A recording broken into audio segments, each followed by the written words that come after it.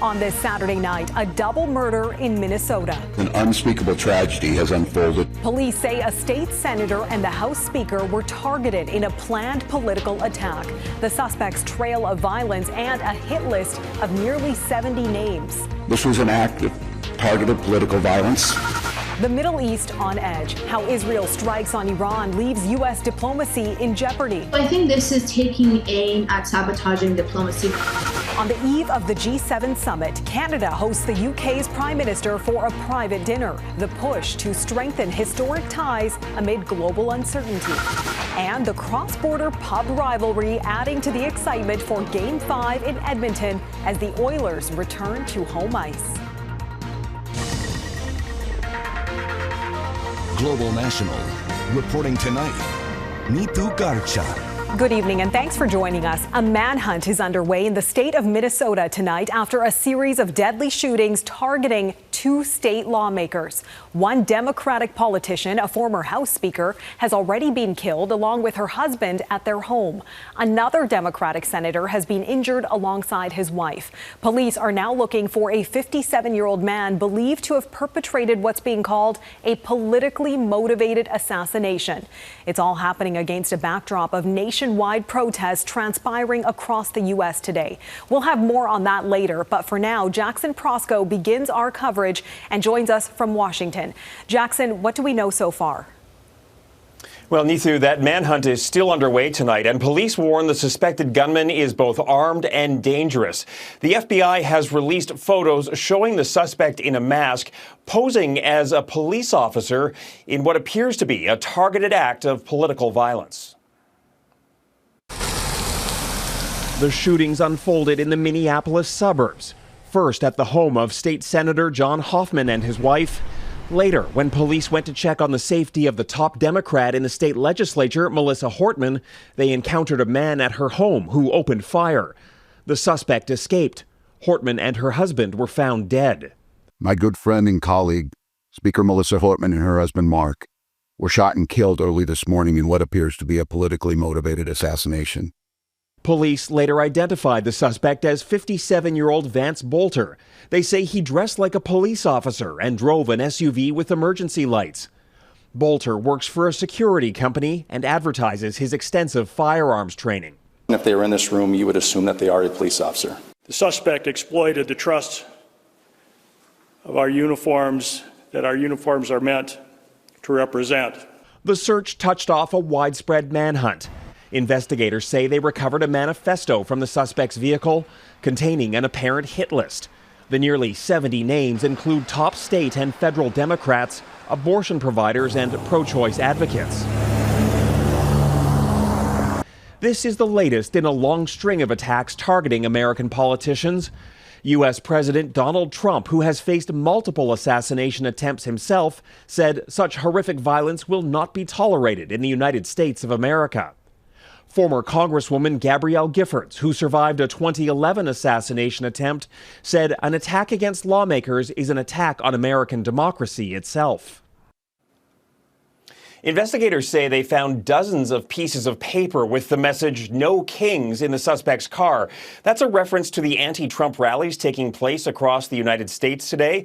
And there was so much concern about the potential for more violence that all of the No Kings rallies in the state of Minnesota were canceled as a precaution. Neithu?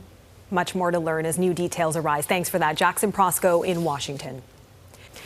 As Jackson mentioned, nationwide protests are happening across the U.S. right now for what's being dubbed No Kings Day, pushing back against President Trump's large and controversial military parade in the U.S. Capitol tonight.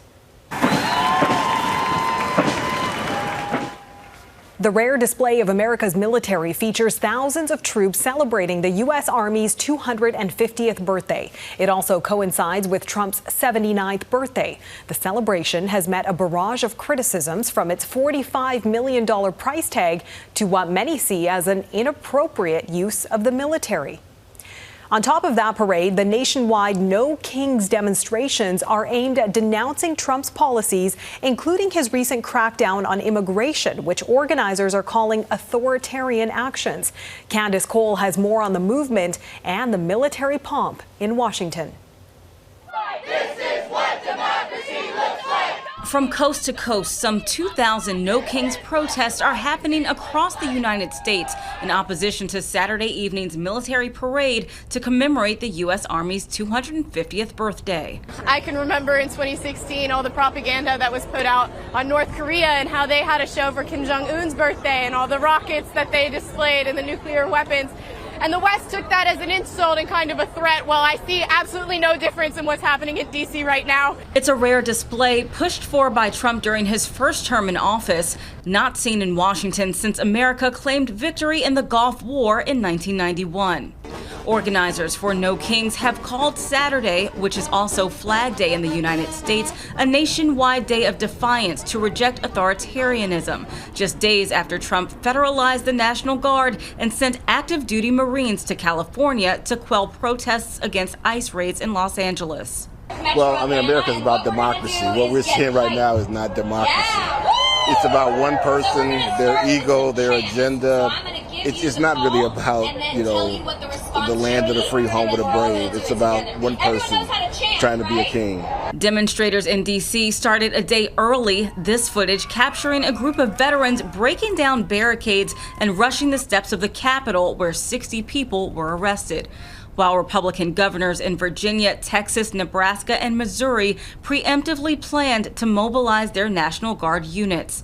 And Thursday, this Florida sheriff threatening protesters who get out of hand. If you throw a brick, a firebomb, or point a gun at one of our deputies, we will be notifying your family where to collect your remains at, because we will kill you graveyard dead. We're not going to play. This has got to stop. President Trump has warned that anyone protesting the military parade will be met with heavy force. Candice Cole, Global News, Washington. In the Middle East, Iran has launched a new round of retaliatory missile attacks tonight, which has forced Israelis to scramble for cover. It comes at the end of a day when Israel widened its attacks on Iran, moving to target oil and gas installations as the leaders of both countries vow to intensify their continued onslaughts. The sudden crossfire between regional rivals has sparked international pleas for de-escalation. To this point, those have largely been ignored. And as Reggie Cicchini reports, the one hope for a possible ease in tensions has now collapsed. Reggie?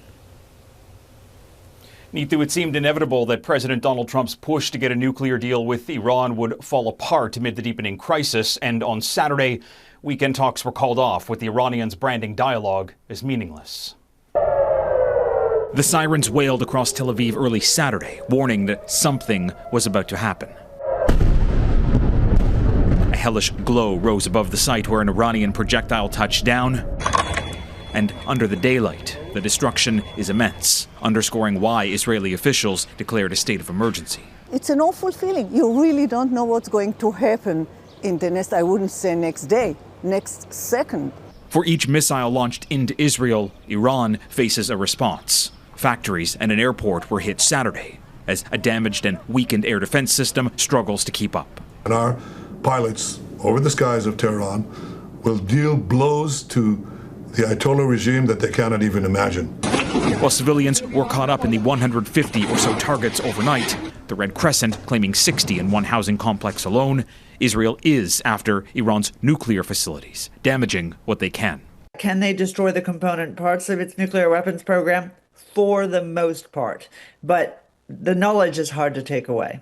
With pressure building, Iran's leadership stoked fear in Israel's allies, warning ships and bases will be targeted if they help stop Tehran's strikes. The regime is homicidal, but it's probably not suicidal. And to go after the United States directly would be probably provoke a response that would likely mean the end of the regime as we know it. America's top diplomat warned Iran to steer clear of U.S. assets, arguing this is Israel's fight, an effort to keep the U.S. out of a conflict far from its borders. Trump came back to office in 2025, stating that he wanted to end kinetic wars. He has not succeeded in doing that. And I think this action by Israel demonstrates how unsuccessful he's been. And on Saturday, in a near hour-long conversation, Donald Trump and Russian President Vladimir Putin discussed the situation, with Trump reportedly acknowledging what he said was the effectiveness of Israel's strikes. And while Moscow condemned them, it offered to act as a mediator, with both leaders remaining committed to implementing a nuclear deal with Iran. Neetu? Okay, Reggie Cicchini in Washington tonight. Thanks, Reggie. The sweeping attacks that started early Friday have raised fears of a wider conflict that could draw in other major global powers. Eric Sorensen breaks down how we got here and the possible ramifications of the most direct attacks the two regional rivals have ever exchanged. Why now? Israel's attack brings international condemnation and a conflict that could engulf the Middle East. U.S. President Trump repeatedly called on Israel to hold off while the U.S. held talks with Iran. As long as I think there is an agreement, I don't want them going in because I think that would blow it. Might help it, actually, but it also could blow it. This analyst says that's why Israel moved now. I think this is taking aim at sabotaging diplomacy. The next round of talks was scheduled this Sunday between the U.S. and Iran. Israel believed more diplomacy would simply give Iran enough time to acquire several nuclear weapons. In Israel's view, additional justification came from the International Atomic Energy Agency, which declared for the first time in 20 years that Iran was not in compliance to ensure nuclear nonproliferation. We believe that an action like this is not compatible with the spirit of cooperation. And there were military incentives for Israel to act. Iran's allies, Hezbollah and Hamas, have been decimated by Israel, as Canada's former Chief of Defense Staff explained on Global's The West Bloc. Iranian proxies have been neutered. If you take a look at Hezbollah, it's no longer an effective force. Iranian air defense has been reduced, and so this was a window of opportunity. While Arab neighbors have condemned Israel, some, like Saudi Arabia, may see positives without saying so. None of the neighboring countries, of course, want Iran to have a bomb, that's for sure. So they'll be saying one thing, but they'll be probably quietly saying, well, thank goodness they're putting that day off. They made sure that that's not going to happen anytime soon. The attack also diverts attention from Gaza. Israel has few friends when it comes to its devastating bombing in that territory, and yet there is tacit support in its standoff with Iran. Iran bears heavy responsibility for the destabilization of the entire region, says France's President Macron. Still, Israel has triggered a dangerous confrontation that could last long into the future. This thing is going to be an issue for the international community to deal with for decades to come. Eric Sorensen, Global News, Toronto. There are reports the final Mayday call from the Air India flight that crashed lasted for just 5 seconds. Indian media is reporting the pilot said, "Thrust not achieved, falling Mayday," seconds before the flight crashed into a medical training center, killing 270 people. Today, as crews continued to scour the wreckage for remains, Air India offered to pay the victims' families and the lone survivor $29,000 each. There will now be a minute of silence to remember those who lost their lives. The victims of the deadly Air India crash were honored today with a moment of silence at the Trooping the Colour military parade in London. The Royals also paying tribute to the lives lost by wearing black armbands over their uniforms during the annual event marking the King's official birthday. Strengthening ties in uncertain times. Coming up, the private dinner between Canada's PM and his British counterpart ahead of the G7 and how their personal ties could shape the talks to come. World leaders are converging on Kananaskis ahead of the start of the G7 summit in Alberta tomorrow. But before the top-level talks get underway, Prime Minister Mark Carney will welcome UK Prime Minister Keir Starmer into his home for a private dinner this evening. Carney hopes to have one-on-one meetings with all G7 leaders. But as David Aiken reports, the first order of business for Carney and Starmer is reinforcing Canada's and the United Kingdom's close ties. Days after he became Canada's 24th Prime Minister, Mark Carney was at 10 Downing, the official residence of UK Prime Minister Keir Starmer. And now, Carney is repaying the favor, hosting Starmer in Ottawa ahead of an official pre-G7 bilateral meeting Sunday. Keir Starmer really wanted to come here on his way to the G7 to reconnect and have a proper amount of time sat down with Mark Carney. Starmer, whose Labour Party is closest to Canada's Liberals, became PM last July. Carney has been a PM since March, and both quickly saw the value in strengthening historical ties between Canada and the UK. There's a lot of commonality in the issues that we're facing. Obviously, there are significant differences as well. But growth, both of our countries both of our governments are really focused on getting that growth, driving our economies forward. And both Carney and Starmer understand that instability in global relations brought on by Donald Trump makes ancient alliances even more important. I mean, everybody's looking to diversify their trade away from the U.S. right now because it's just too high of a risk.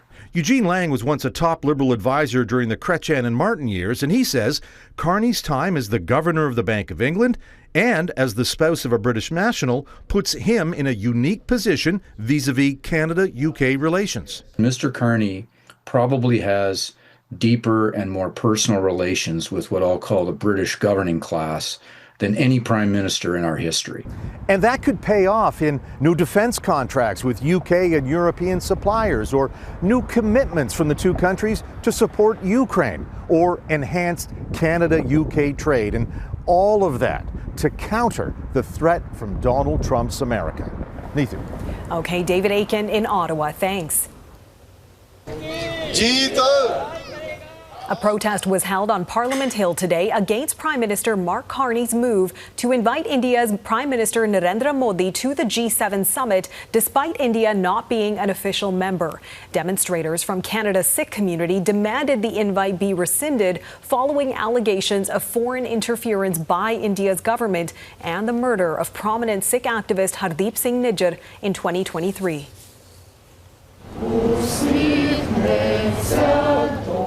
As some of the world's most powerful and prominent leaders head to Alberta, in Calgary today, protesters called for a strong show of solidarity at the summit to ensure justice for Ukraine and greater action against Russia.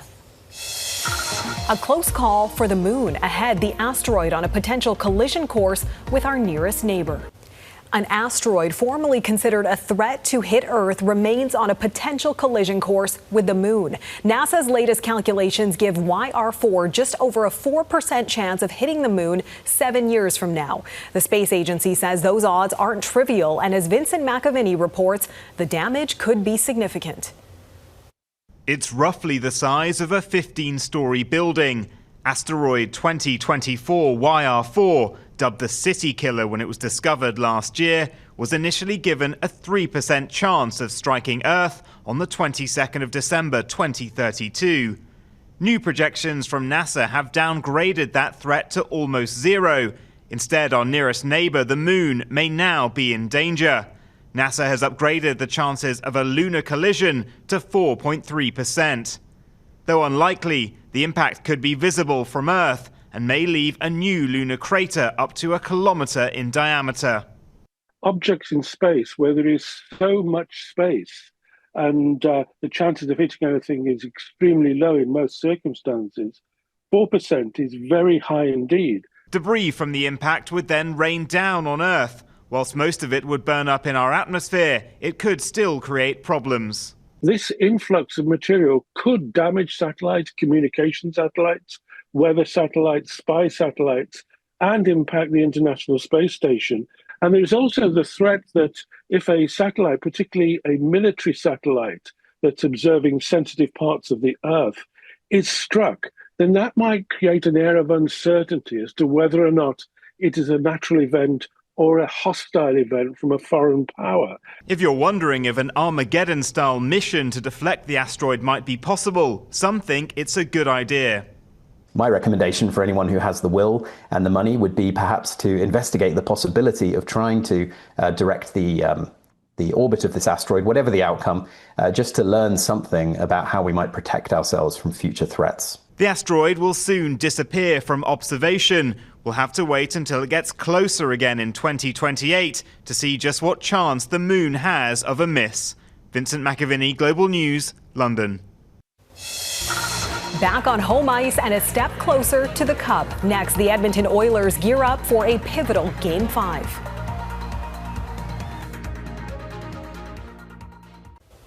The Edmonton Oilers are back home tonight to play a crucial Game 5 against the Florida Panthers. With the series tied at 2 games apiece, Oilers fans are so fired up, it's even sparking rivalries off the ice. Nicole DiDonato joins us from outside the rink in Edmonton. Nicole? Well, Neithu, lots of excitement here in oil country after that Game 4 overtime thriller. Both the Oilers and their fans hoping being back home tonight will give the team the boost they need to get this done. And as you can already see behind me, lots of dedicated fans already lined up, hoping to get into one of those watch parties here in downtown Edmonton. Some actually telling me they slept here overnight to secure a spot. So lots of dedication, lots of excitement. And it's not just the players battling it out on the ice. There's also some businesses that are getting quite competitive. Just a short walk from where I am is Kelly's Pub, which has a rivalry brewing with the Bright Side, a bar over in Miami, Florida. The pubs are in the midst of a social media spat, with both arguing they have the better hockey team. The Florida bar boasting about having the reigning Stanley Cup champ, while the Edmonton pub notes the Oilers have won 5 cups. The bars now have a bet going, and the stakes are high. If we lose, we have to throw on some Panthers garb and sing Mr. Brightside. Have to sing live streamed on Instagram in front of this entire bar and for Kelly's Pub, Pink Pony Club. Well, for anyone who doesn't know, Pink Pony Club has become a winning anthem for the Oilers throughout their cup run. And this rivalry, it's all in good fun. Both pubs are just hoping to boost team spirit in their respective cities, and clearly it's already working, as you just saw and heard. Now, if the Oilers win tonight's game, they'll be 1 win away from hoisting the cup. Ethu.